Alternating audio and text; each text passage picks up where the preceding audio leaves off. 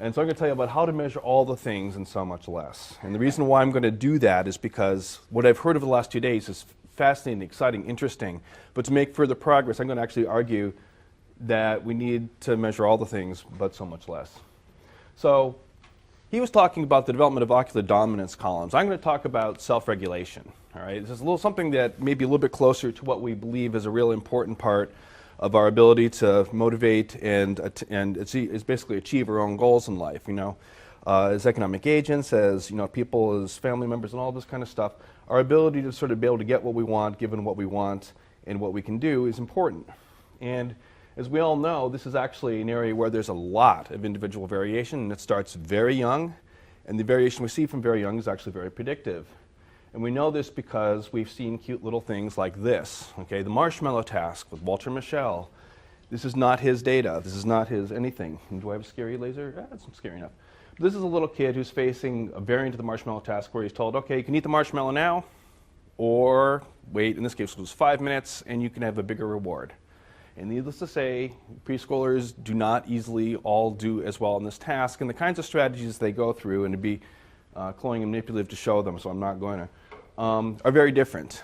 And interestingly, as Michelle has shown, it's actually shockingly predictive. What you're able to do on tasks like this as a kid is remarkably predictive of a lot of later life outcomes. And the thing that's also very interesting here is that this is not necessarily hardwired. You can give people early life experiences that enable them to self-regulate more or less well, and that matters too. But the thing is that this is a very gross measure. If I just have a marshmallow in front of you, all my time is like how long does it take you not to eat it? There's a limited amount of data there, and it's also doesn't take into account the richness of the sorts of things you can do to avoid eating the marshmallow.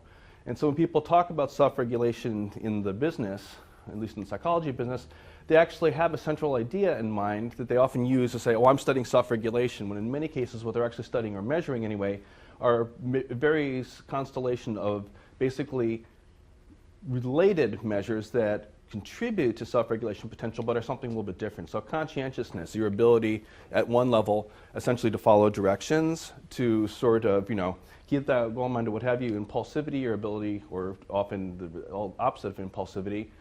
You can talk about delayed discounting. That's clearly one way of viewing something like the marshmallow task. You can talk about reward sensitivity.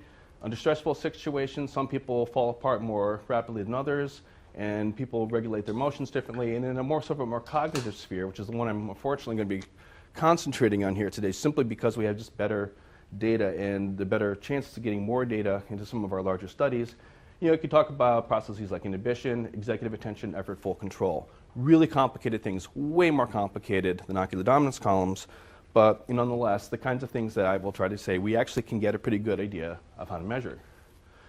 Now, we don't have genes for self-regulation that we know of. The closest thing, if you wanted to think at least of marshmallows, would be something like FTO, okay? Originally discovered in terms of type 2 diabetes, when it's not a diabetes gene. Why not? Because if you control for BMI, you find out that it's no longer associated with type 2 diabetes.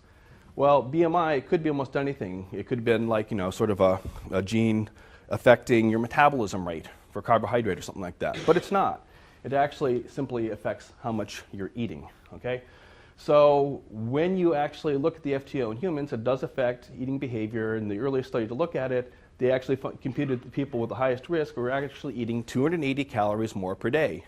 Well, that's not much of a mystery as to why they'd gain weight. If you're eating 280 calories more than I am and we're the same size, you'll gain weight until that's, the balance point. Well, it's true. I mean, it's just like physics, thermodynamics, okay. On the other hand, and then what you'll find is that people who are the intermediate type have about 1.2 kilogram advantage on average over those, and those are the highest risk 3 kilograms. Now that's interesting because that's on average, and that's not enough to make you obese. Okay, 3 kilograms on an average body is not enough to raise your BMI to that level. So it's interesting because clearly there's a lot of variability implied in this, and a lot of other factors that are involved here. You just can tell this because even though FTO is the leading genetic risk factor we've identified for obesity, okay, its mean effect doesn't get you there.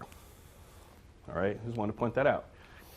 Now, it's interesting because FTO is a gene that you could look and see if it has pleiotropic. Does it have other phenotypes? And people have not done much of this so far, which is embarrassing because, one, it's pretty common as the variant allele. Two, there's a lot of studies where you could see a lot of variant phenotypes. And when anyone's even bothered to look, you see weird things like, changes in verbal memory, reductions in brain volume with aging, all kinds of other little things like this that make you wonder, well, what else is it really doing, When we thought of mice, we saw, well, FTO is expressed very heavily in specific regions of the brain that we actually do associate with feeding. But if you look in humans, of course, you'll find FTO all over the frontal cortex. It's just not one of those things that's very as selective as, as the animal models would say. And one other factoid, a marshmallow is about 23 calories. Okay, all right. So limited ability to go directly from there, I think, from eating to FTO, a lot more if we really sort of knew what any of these sorts of candidate genes were really doing when we pick them up. And so this is where I'm going to make a play for the ability for some of our large studies, and one supported, yes, by my agency, NIA, to actually help us get it somewhere. Now, I'm not going to get into the HRS in detail. Those who don't know about it can ask me later. But it's actually a nationally representative, and this is important, population-based sample of 50 and above people. We collect data on them, a lot of data every 2 years. We have all kinds of longitudinal data on them. We also have administrative linkages to SSA and CMS data. If you want to know the lifetime learning history of these people, you can find it, okay, if you sign the right documents. We also have genotyping on them. Okay, during the Recovery Act, we actually got money to genotype as many who would consent to, which is going to be about 19,000 samples available by the end of 2014. And this is great because obviously, as Dan showed us yesterday, ta-da, we can join the consortia, assuming we have phenotypes in common with them. We can also, again, Matt pointed this as trivial, but we can actually compute heritabilities, at least via Gremlin, assuming they're not too biased, which I found out yesterday, for a whole bunch of other things, and therefore start to do, the social science, at least a variance decomposition for a lot of things that are in the HRS. So that'll be really exciting, I think. And again, you can also essentially sort of do some selection by genotype or risk score and sort of find out what those are really projecting onto in the great diversity of the US population, because the US population structure is kind of interesting. So back in the day, and this is just a few years ago, HapMap, that's the haplotype map of the world, had a limited number, very limited number of populations that they extracted people from. They were designed essentially to attempt to capture essentially continental variations, so that you have the African continent, you have Asia, you have Europeans. These are actually Gujarati in Houston, Southern Asians, and then actually a range of people who will be calling themselves Hispanic in this country, but in these cases were from Mexico, who are not surprisingly showing admixture between European ancestry and that hunk of Asian ancestry that walked across the land bridge. So, it all looks really neat and nice when you actually have discrete populations that came from discrete locations. It doesn't look as neat when you look at the United States because, of course, people came from everywhere and intermarried like crazy. So this is actually the same first two principal components of the HRS data, the first 12,000 samples of it anyway. And what you can see is that people who are calling themselves African Americans or blacks, yes, have African ancestry. That's not surprising. How much they have varies quite a bit. And in many cases, they may have had mixtures of various other sorts of kinds. People who identify as white are in this corner. Being Hispanic means almost nothing. Okay, generally means you have some component up here, but then there are also Native Americans. There are Pacific Islanders. There's a whole host of groups here. And of course, if you try to put this all into a GWAS at the same time, because you're having so many different subpopulations, it's a problem. We're going to definitely need better methods to get the most out of this sort of data. But this is actually what, this is the population structure of the US, so far as we know, for those who are over 50. Now, as I said, how I would like us to begin to make progress is by starting with things that we at least measure well in the HRS that actually have some relevance to some of the outcomes we're interested in. So again, just sort of focusing on the cognitive measures, we do have personality measures and many other things in the HRS. As of a few years ago, we really had pretty rudimentary stuff. We had basically some mental status questions, do you know the current president, do you know today's date, and a few things that are a little bit in between there. And frankly, if you get many of these wrong, there's a problem, okay? It's not a very good measurement tool, but if you start to flunk, what's today's date, you're probably not going to be counting backwards from 20 too well. You may not know the current president. If you say Reagan, that's a problem, okay? Because at least if you're doing it today. And unfortunately, that is a very common response of people who actually flunk the test. Then there's an episodic memory test, which is actually a pretty decent measure of episodic memory. This is not the learning version of this. You simply give people 10 words, say, I want you to recall as many as possible, and delayed recall. That's it. As it turns out, though, that's all you need to get a pretty reasonable estimate of episodic memory. And despite the fact that there's a lot of issues with it, even if you just take the immediate and delayed recall, you get a more or less normal curve. Connoisseurs will notice this is not completely normal, nor should you expect it to be. It should be the mixture of an immediate recall curve and delayed curve, which will be lower, and that's sort of what you get. Okay? Anyway, this is data you can download from dbGaP. You can actually get the HRS GWAS data tomorrow, and many other things besides I can tell you about later. But this is good measurement, essentially, right? And this doesn't take that long. Okay? And it measures something very specific in a very specific part of cognition. And even despite the fact that it only is episodic memory, and it's the only thing we measure in the HRS and in the HRS-like studies in Europe, shockingly enough, you can actually use it almost productively to do stuff like wait for it economics. So I can't go through the entire Rowley and Willis mental retirement paper, and there are some issues with this paper, by the way. But you can actually sort of look at countries that have different retirement policies, and because people tend to retire as early as they can with sort of a full pension benefit, what you'll actually find is that people do retire as early as they can. And so if you look for the percent who are in a 60 to 64 year age group where you shouldn't see much cognitive decline on average, in countries where more people have retired, you actually see lower episodic memory performance than you do when they don't. Now, very complicated, you can tell a more complicated story about this. This doesn't, for example, factor in educational attainment, all right? But even with the simplest of measures, if you use them in some ways, you can actually sort of attempt to answer potentially policy-relevant things and then get yourself actually above the fold in the New York Times, as it turned out, too. Now, the problem is that measurement is not always very easy. So the UK BioBank is a very large study, okay, that they decided to add some of their cognitive phenotypes to kind of late in the game. And so they wanted to actually use a different sort of episodic memory test, one that would be sort of more culture fair, that they could use in little kids and things like this. It's basically, the game of memory when you were a kid, you turn over the tiles and when they match, you can take them off. Also measures episodic memory. It would have been a really great job, except that they had miscalibrated their test. Of course, they had collected almost 500,000 samples by the time they realized this. Anyway, this is a useless measure, approximately. And the reason why, of course, is because 30% of the people have perfect memory. What are you going to do with that? Not much. On the other hand, some of these short measures can get you something, as I'll get in a second. Now, a problem that Dan and David alluded to yesterday is that although in a perfect world you would love to measure all sorts of subcomponents of cognitive ability, which we believe are differentially responsible for different sorts of abilities, abilities and self-regulation, as I'll get to in a minute. The composite tells you something. You can measure other sorts of things. This GY, which is what Carol called it in his first draft of this, is sort of a memory component. We have episodic memory. You can look at crystallized intelligence, you can look at fluid intelligence, and many other things besides. Now, again, as I said, the HRS basically had a memory component and nothing else. And so the question is, how are you going to add, or how are you going to get people to add any kind of questions to the HRS that will actually measure other components of intelligence in finite time? And the answer is very carefully. You have to do it very carefully and design things nicely. Now, BioBank actually does have a measure of that they so-called a fluid intelligence, which, again, this is not an awesome distribution, but given the fact there's only 13 points, maybe it's okay. It's just 13 items. Interestingly included some stuff that I don't think we would think of as fluid intelligence, but it has other things in it besides. And you can actually use this, and they are going to be using this in certain GWAS studies. Actually, are they a member of the consortium yet? The UK BioBank?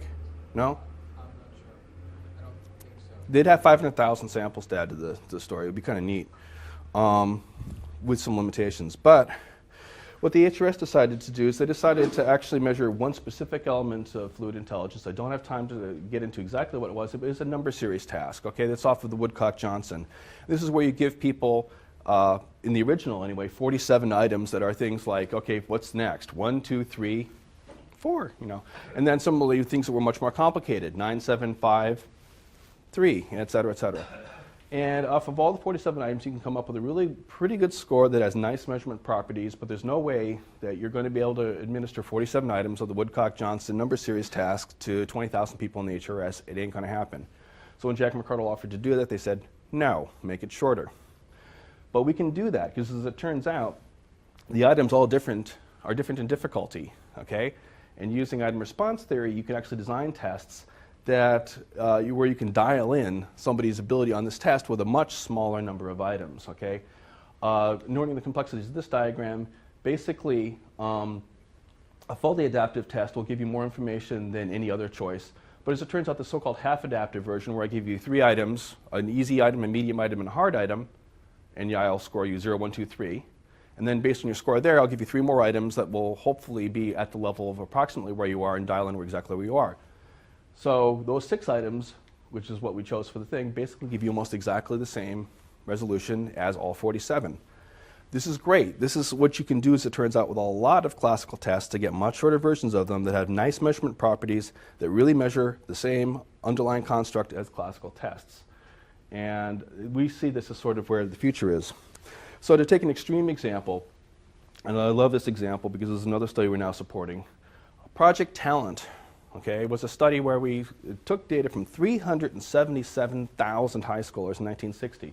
Basically, it was a stratified sample of all, a representative sample of all the schools, high schools in the US, all right?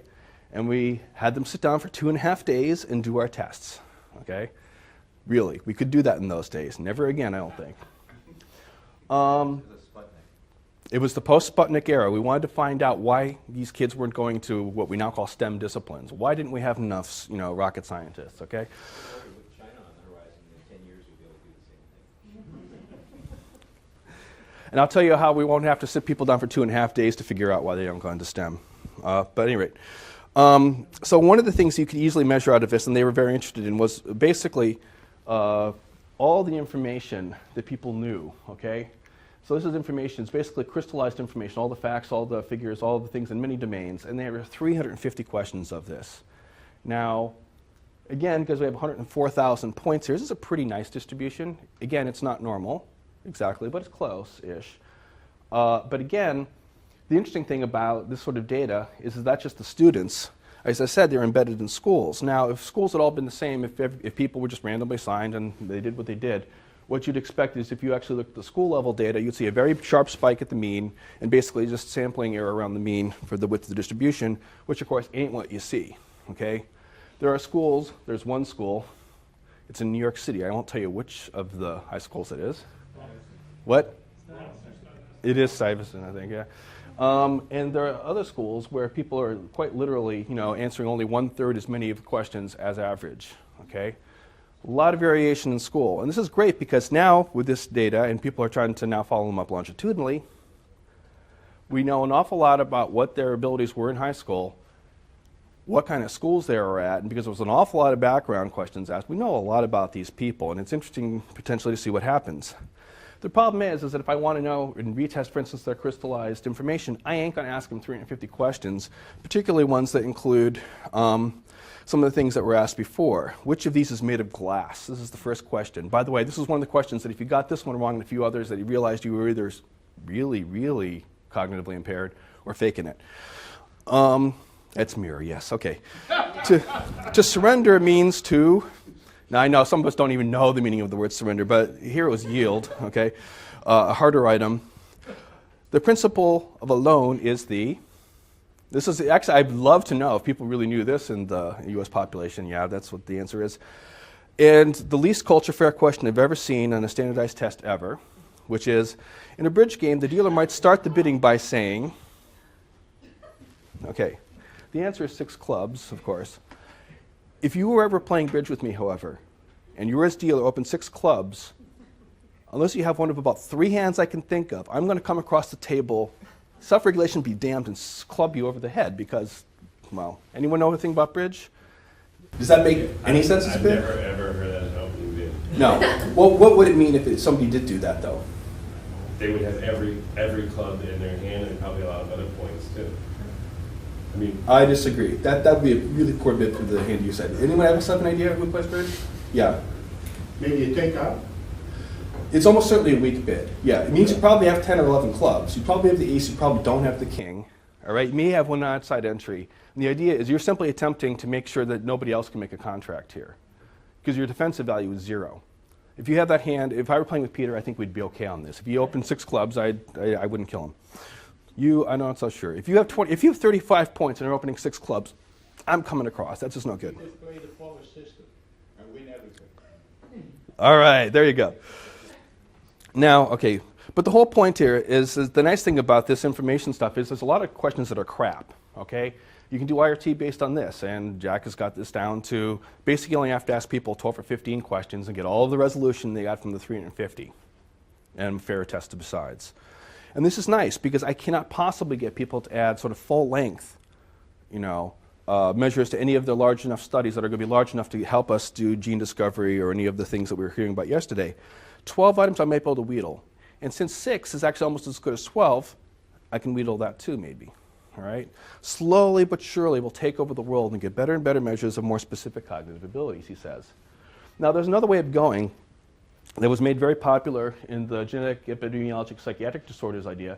And this was the notion that if you have a disorder like schizophrenia, yes, it's heritable, but Lord knows what's going on here because it's a very complex thing. So people were hoping to find phenotypes that were so-called endophenotypes, basically that there were things that were closer to the actual neural substrate of whatever it was in a hopefully well-understood way, that we could measure these instead and maybe not just measure them in the schizophrenic patients, but in their first-order relatives, so to find out who had that endophenotypic proclivity, maybe find the genes that way.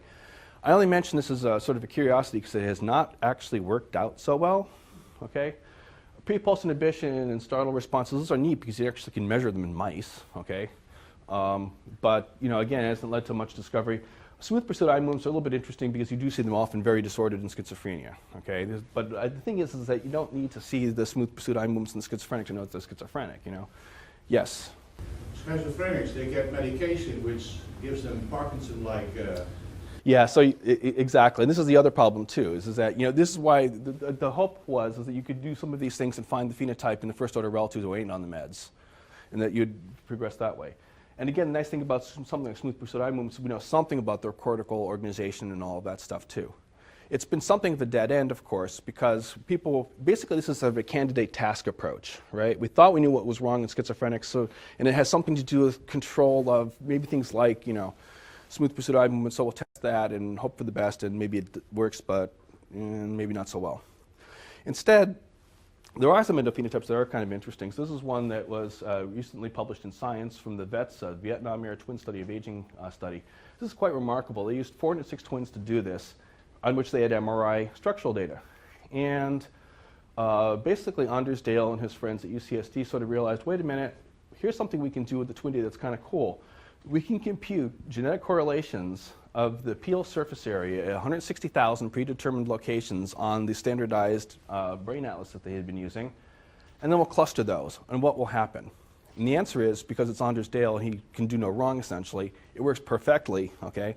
And what you end up with is a parcellation of the cortex, okay, that actually is not maybe completely, well, first of all, it's rough, but it actually has some of the features that we sort of know and that are of interest. So what Paul was describing before was sort of how the organization of primary, and these are not just primary, visual cortex was organized, which actually is one of the clusters that falls out very nicely from an analysis like this.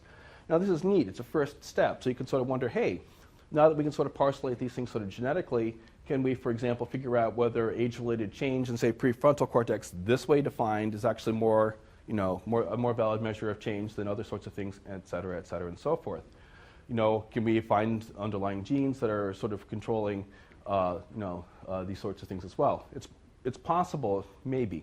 It's early days, but again, in a situation where we're simply hoping for advances in technology and advances in linear algebra, I'm pretty optimistic because we can get those things.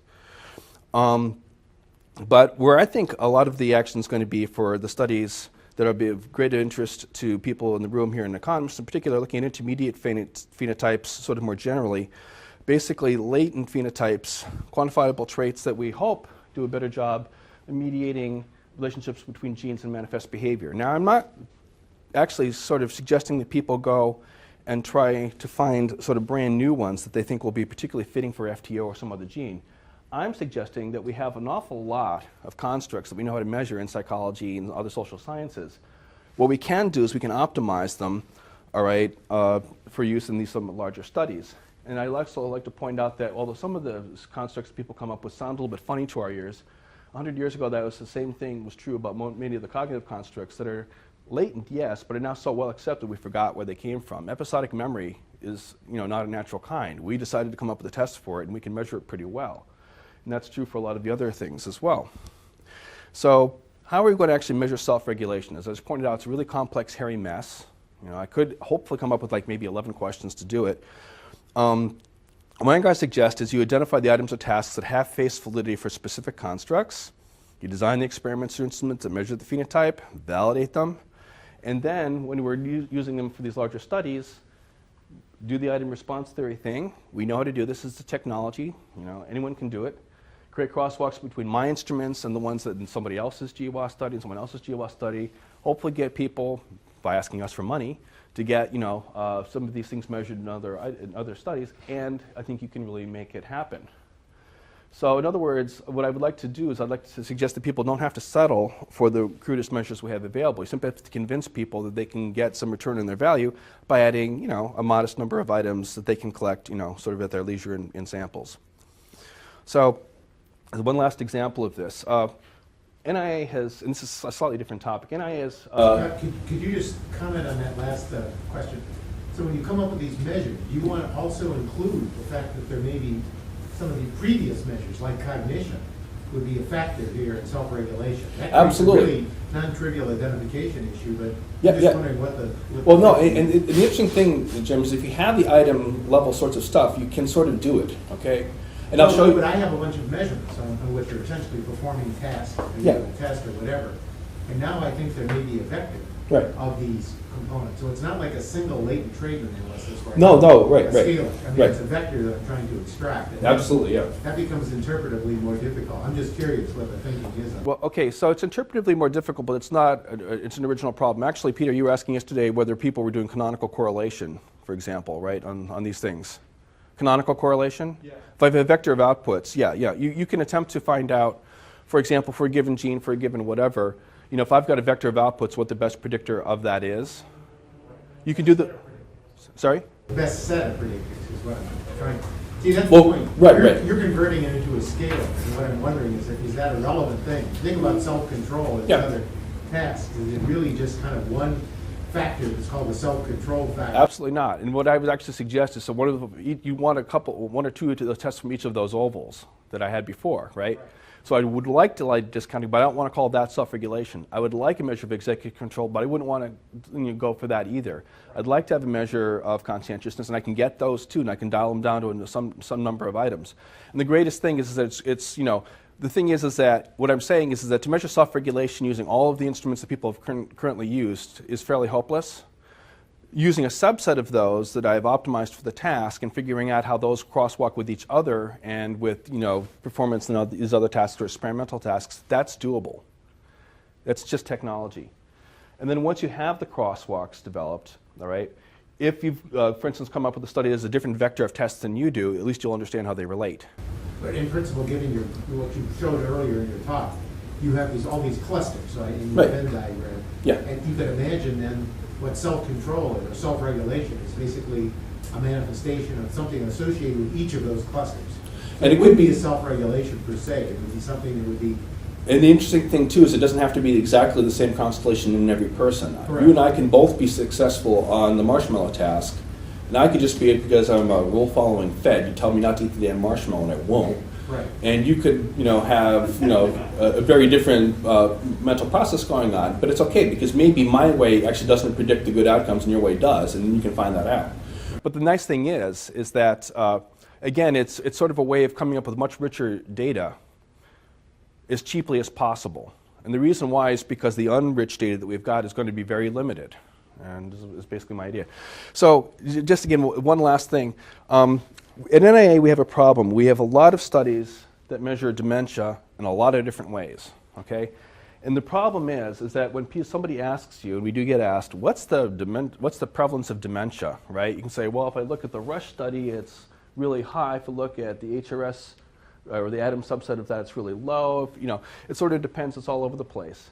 And for a long time, everyone understood, sort of, that part of the problem was we were using different diagnostic criteria. but then also different tests. But as we got more and more studies of this kind, as it turns out you can do the thing that I just said you could do for self-regulation. Now, dementia, or global cognitive impairment, if you want to think of it that way, it's a fairly dirty phenotype. But you can come up with the best predictive items on the best predictive tests in this whole battery, pretend it's just one big IRT task, find out the item difficulties, scale them between the studies, and then come up with the one essentially general cognitive performance scale that then allows you to make sense of the different studies and find out that, yes, the HRS has a lower dementia prevalence than the other studies because it was using different criteria, and the scores that people got, were the dementia prognosis were in fact among the lowest of any of the studies we had gotten. Whereas the Rush study, which has a very high dementia prevalence rating, because they had very sensitive testing and also could see just as soon as you came off of the population mean, they were able to essentially declare that there was a problem much earlier in the process.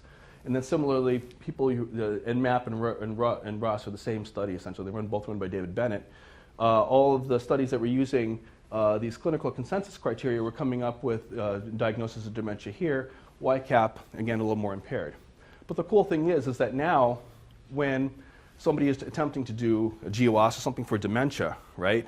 If I just say plus minus dementia, right, I'll get something. But if I can convert it to something like this global cognitive performance score, lo and behold, I can get a lot more variation and sort of figure out, okay, so some of these people who might have been counted as dementia and religious disorders maybe don't even want it in my GWAS, or I'll just use the general cognitive performance score. That is my measure. It measures a lot better, right? And again, these are the means of the studies. There's a lot of variation within this. And, with vastly increased, measures, better measures, I should do a better job. And that's what I got. Okay.